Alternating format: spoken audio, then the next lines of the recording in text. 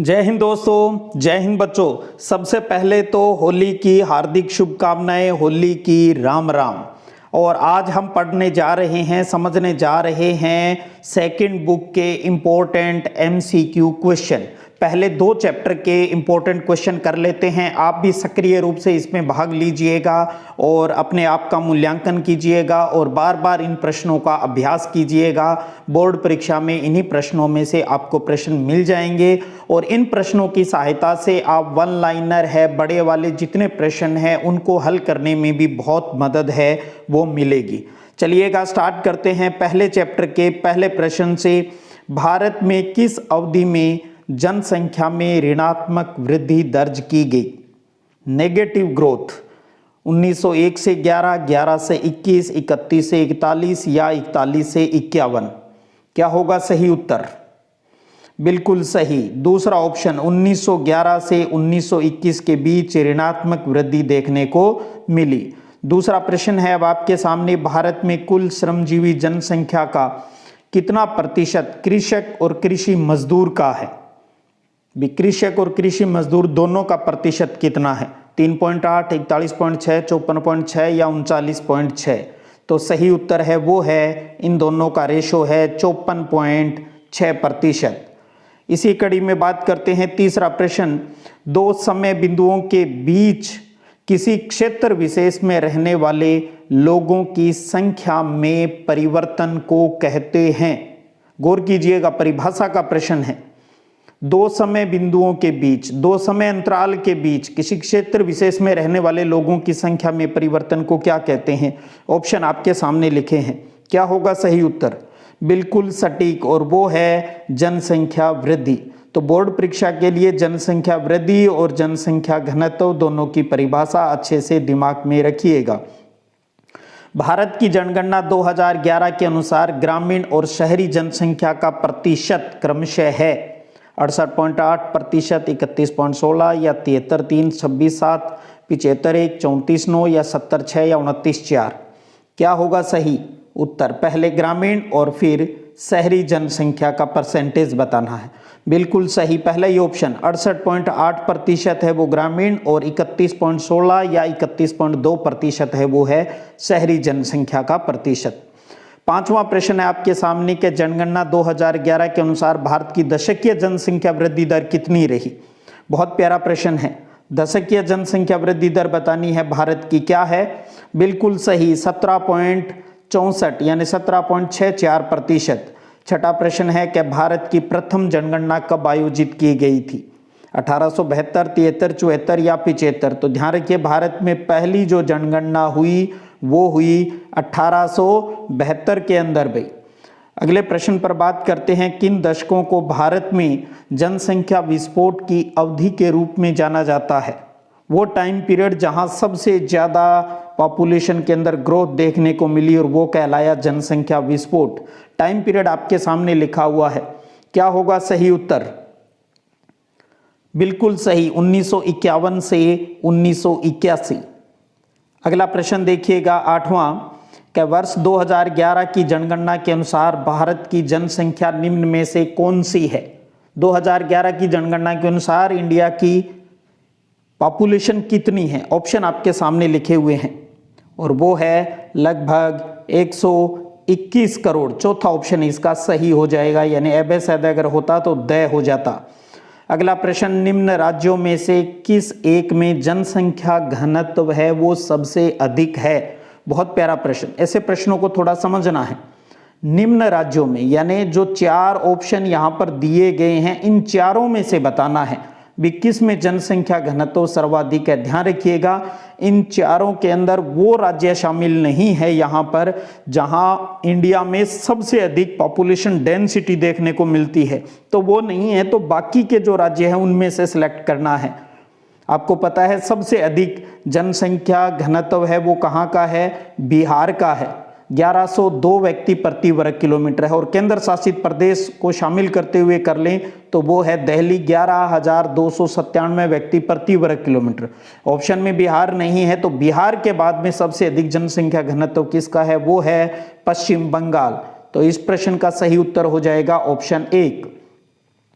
10वां है वर्ष 2011 की जनगणना के अनुसार निम्न में से किस राज्य में नगरीय जनसंख्या का अनुपात सर्वाधिक है।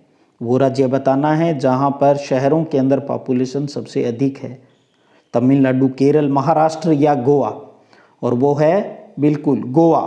गोवा स्टेट है भाई वो।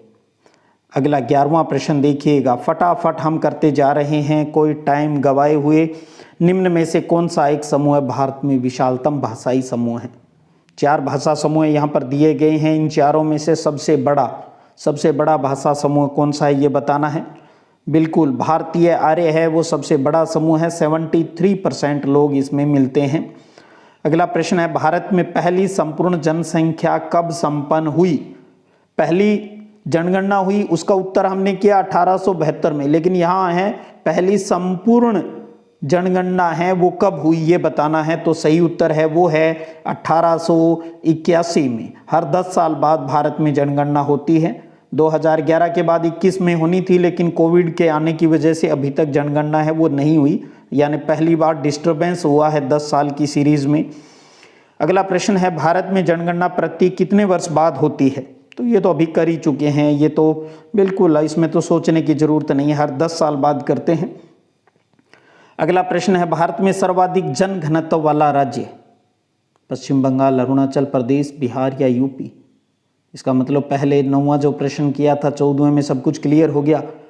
भारत में सबसे अधिक जनघनत्व वाला राज्य कौन सा है भाई। बिहार है। 1102 व्यक्ति प्रति वर्ग किलोमीटर है प्रोविजनल डाटा के अनुसार। 15वां प्रश्न है, भारत में न्यूनतम जनघनत्व वाला राज्य। सबसे ज़्यादा बिहार की बात करते हैं, उसके बाद पश्चिम बंगाल आता है। न्यूनतम की बात करते हैं, जनघनत्व वाला राज्य कौन सा है। तो सही उत्तर क्या है, बिल्कुल सही, और वो है अरुणाचल प्रदेश। 17 व्यक्ति प्रति वर्ग किलोमीटर है 2011 के प्रोविजनल डाटा के अनुसार। अगला प्रश्न देखिएगा अब 16वां प्रश्न आपके सामने, भारत में सर्वाधिक जनसंख्या वाला राज्य। बिल्कुल सिंपल सा प्यारा सा प्रश्न, सबसे अधिक पॉपुलेशन किस राज्य में मिलती है। उत्तर प्रदेश, महाराष्ट्र, बिहार और पश्चिम बंगाल। आप देखिए चारों ही टॉप सबसे अधिक पॉपुलेशन वाली स्टेट है, लेकिन सबसे अधिक वाली कौन सी है। बिल्कुल UP, Uttar Pradesh, UP, Bihar. UP में सबसे अधिक जनसंख्या है तो बिहार में सबसे अधिक जनसंख्या घनत्व है भी। अगला प्रश्न है, 2011 के अनुसार भारत का जन घनत्व कितना है। व्यक्ति प्रति वर्ग किलोमीटर में बताना है। तो भारत का जन घनत्व कितना है। 117, 200, 382, 282। 200 तो राजस्थान का है। भारत की बात करें तो 382 व्यक्ति प्रति वर्ग किलोमीटर है। अगला प्रश्न देखिएगा 18वां, वह व्यक्ति जो एक वर्ष में कम से कम 183 दिन काम करता है, यानी लगभग 6 महीने काम करता है, वो किस प्रकार का श्रमिक कहलाता है। मुख्य, सीमांत, अश्रमिक या इनमें से कोई नहीं। ध्यान रखिएगा परिभाषा भी पूछी जा सकती है इसमें।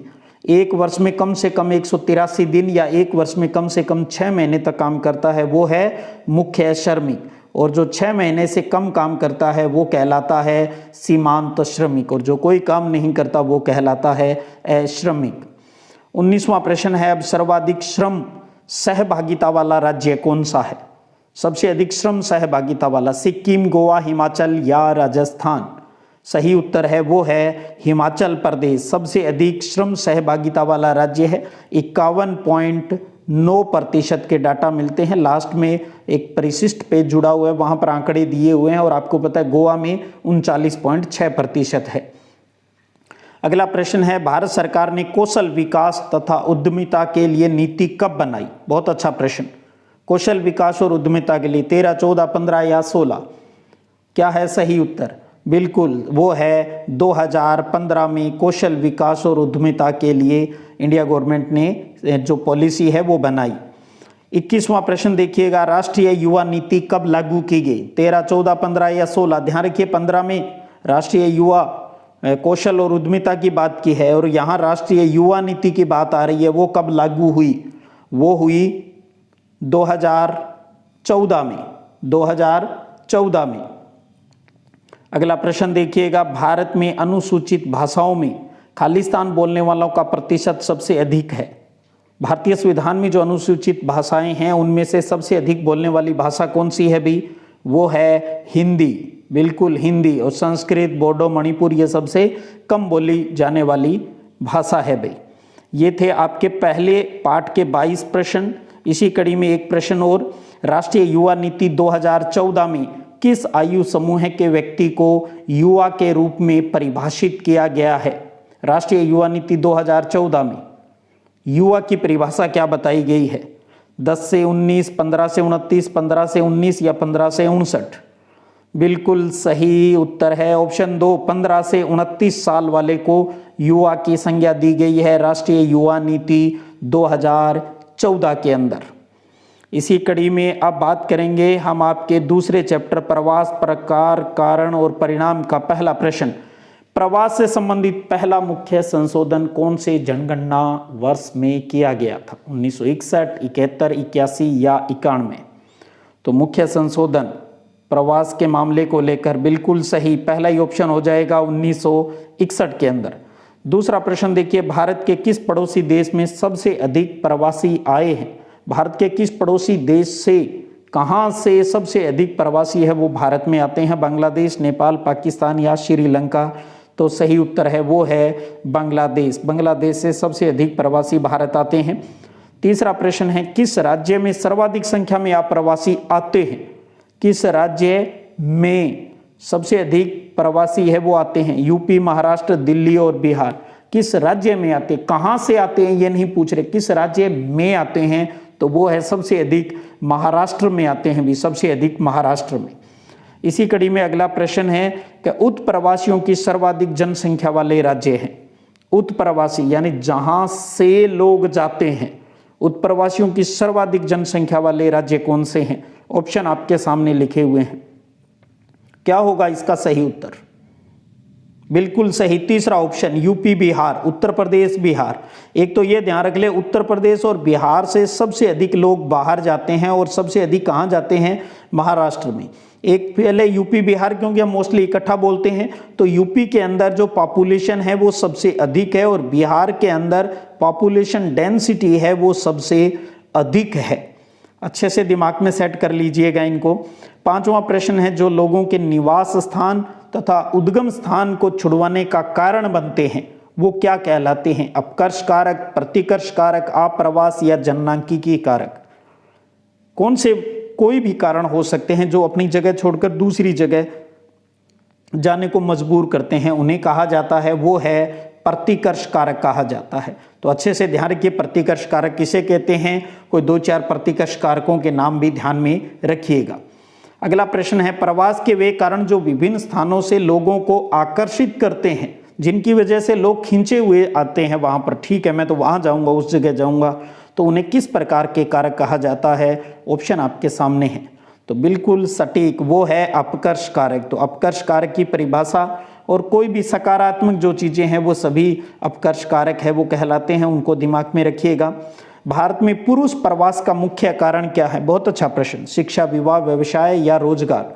तो भारत में पुरुष प्रवास यानी लोग बाहर क्यों जाते हैं, जो मेल है वो बाहर क्यों जाते हैं? तो काम और रोजगार, काम या रोजगार की तलाश में, वर्क की तलाश में।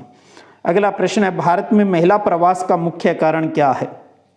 बेटियां अपना घर छोड़ देती हैं, तो महिला प्रवास का मुख्य कारण, और वो है विवाह। ऐसे प्रश्नों पर तो सोचने की आवश्यकता नहीं, अच्छे से दिमाग में सेट है आपके, कई बार कर चुके हैं आप। भारत की जनगणना में प्रवास की गणना का आधार क्या है? बहुत प्यारा प्रश्न है, ध्यान रखिएगा। भारत की जनगणना में प्रवास, माइग्रेशन की गणना के आधार जन्म का स्थान, निवास का स्थान, 1 और 2 दोनों, या इनमें से कोई नहीं? तो ध्यान रखिएगा तीसरा ऑप्शन बिल्कुल सही, जन्म स्थान और निवास के स्थान दोनों के आधार पर माइग्रेशन की गणना है वो की जाती है। अगला प्रश्न है कि आंतरिक प्रवास की किस धारा में स्त्रियों की संख्या सबसे अधिक है? आंतरिक प्रवास की 4 धाराएं हैं, चारों यहां पर ऑप्शन में लिखी हुई है। प्रश्न है भी किस धारा में स्त्रियों, महिलाओं की संख्या है वो सर्वाधिक है? ग्रामीण से ग्रामीण, ग्रामीण से नगरीय, नगरीय से नगरीय या नगरीय से ग्रामीण? तो सही उत्तर है वो है ग्रामीण से ग्रामीण। चाहे राज्य के भीतर हो चाहे एक राज्य से दूसरे राज्य में, प्रवास सबसे अधिक महिलाओं का गांव से गांव की तरफ। और प्रवास का मुख्य कारण हम पहले ही कर चुके हैं, वो है महिलाओं के अंदर विवाह। तो अपनी जो माँ है वो सभी प्रवासी है भाई। तो ये थे आज के ज्योग्राफी की आपकी सेकंड बुक के पहले और दूसरे पार्ट के सुपर इंपॉर्टेंट एमसीक्यू क्वेश्चन। उम्मीद करता हूं अच्छे से सब कंसेप्ट क्लियर हो गए होंगे। इसी प्रकार सीरीज को आगे बढ़ाएंगे और मानचित्र के ऊपर भी बात करेंगे। इसी प्रकार बने रहिएगा, फिर मिलते हैं, तब तक जय हिंद, जय भारत।